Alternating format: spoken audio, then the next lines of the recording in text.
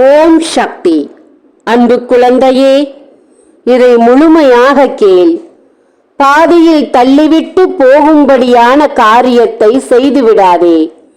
முழுமையாக கேட்டு நடக்கப் போவதை தெளிவாக தெரிந்து கொள்.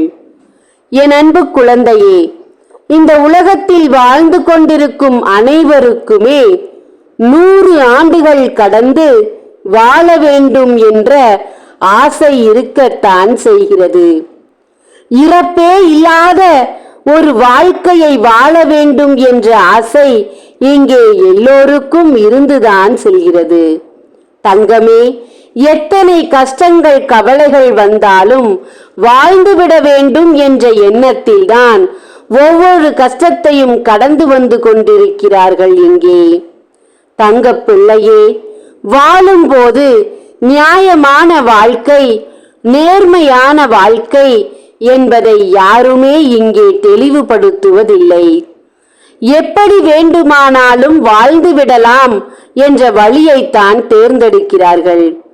இப்படித்தான் வாழ வேண்டும் என்று தனக்குத்தானே கோடுகள் இட்டு அதற்குள் வாழ்வது உன்னை போல சிலர்தான் இங்கே இருந்து வருகிறார்கள். அன்பு பிள்ளையே, இன்று நான் ஒரு வாக்கு கொடுக்க வந்திருக்கிறேன் தங்கமே.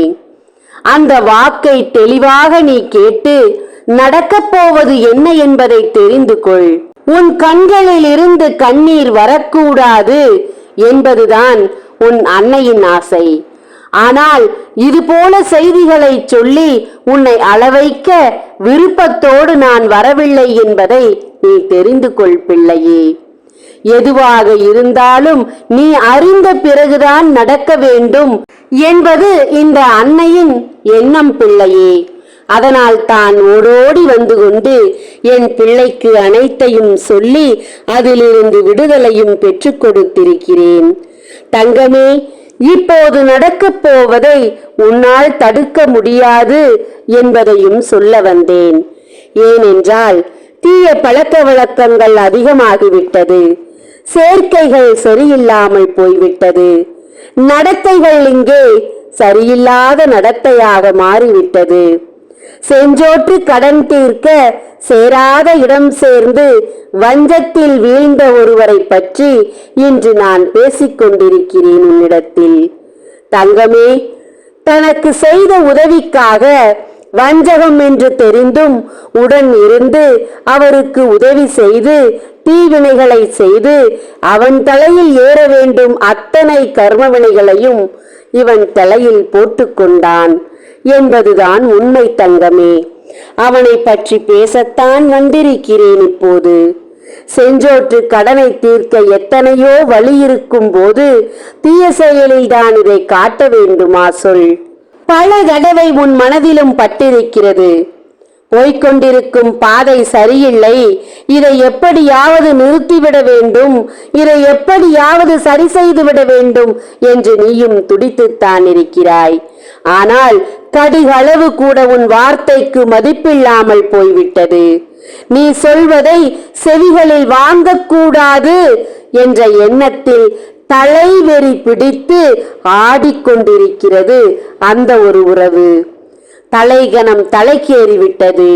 நீ என்ன சொல்வது, நான் என்ன செய்வது என்ற எண்ணத்தில் உன்னோடு போட்டி போட்டுக் கொண்டு உன் முகத்தை பார்க்க பிடிக்காமலும் உன்னை பார்த்தாலே அந்த புறம் திரும்பிக் கொண்டு உள்ளே சென்று கதவடைத்து உன்னிடம் பேச விருப்பமில்லாமல் இருக்கும் ஒருவரை பற்றித்தான் இப்போது பேசிக் கொண்டிருக்கிறேன். தங்கமே, இழப்புகள் இங்கே எல்லோருக்கும் வந்து கொண்டுதான் இருக்கிறது. தீமை செய்பவனுக்கு தாமதமாக வருகிறது, நன்மை செய்பவனுக்கு உடனடியாக வருகிறது என்பது உன்னுடைய கருத்து. ஆனால் அரசன் அன்று கொள்வான், தெய்வம் நின்று கொள்ளும் என்பதெல்லாம் அப்போது வந்தது. தெய்வம் இப்போது உடனுக்குடன் தண்டனைகள் கொடுத்து கொண்டுதான் இருக்கிறது பிள்ளையே. அதை நீயும் எளிதில் அறியத்தான் போகிறாய் தங்கமே. அது யாராக இருந்தாலும் தவறுகள் செய்தால் தண்டிக்கப்படுவார்கள் என்பதை வெளிப்படைப்படுத்தத்தான் இப்போது நான் உன்னிடத்தில் வந்திருக்கிறேன் பிள்ளையே. நடக்கப் போகும் காரியம் 7 மணி நேரத்தில் உன் செவிகளுக்கு கிடைக்கும். 7 மணி நேரத்தில் உன் கண்களில் பார்ப்பாய். தீய மனிதரோடு பழக்கம் வைத்து தீய செயலில் இறங்கி தீயதை செய்து கொண்டு அவனுக்கு உடந்தையாக இருந்து பல கண்ணீருக்கு ஆளாக்கி இப்போது தன் வாழ்க்கையை இழக்கும் நிலையில் இருக்கும் அவனின் உருவத்தை இன்னும் 7 மணி நேரத்தில் உனக்கு நான் காட்டத்தான் போகிறேன். தைரியமாக இரு, வேதனைப்படாதே, கண்ணீர் விடாதே. அன்பு குழந்தையே, தண்டிக்கப்படுவது யார் என்பதை நீ தெரிந்து கொள்வாய். அப்போது உன் அன்னைக்கு நீ நன்றியும் சொல்வாய்.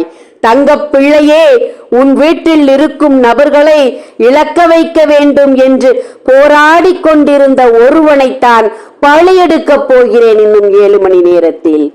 வேதனைப்படாதே, தைரியமாக இரு. உன் அன்னை நான் உன்னோடு இருக்கிறேன். ஓம் சக்தி. அன்பு பிள்ளையே, உன் கைகளில் ஒப்படைக்க காத்திருக்கும், என் கைகளில் வைத்து காத்திருக்கும் 48 நாள் பூஜையில் வைத்த பொருட்களை வாங்கி தங்கமே பூஜை செய், பரிகாரம் செய். ஓம் சக்தி. நன்றி.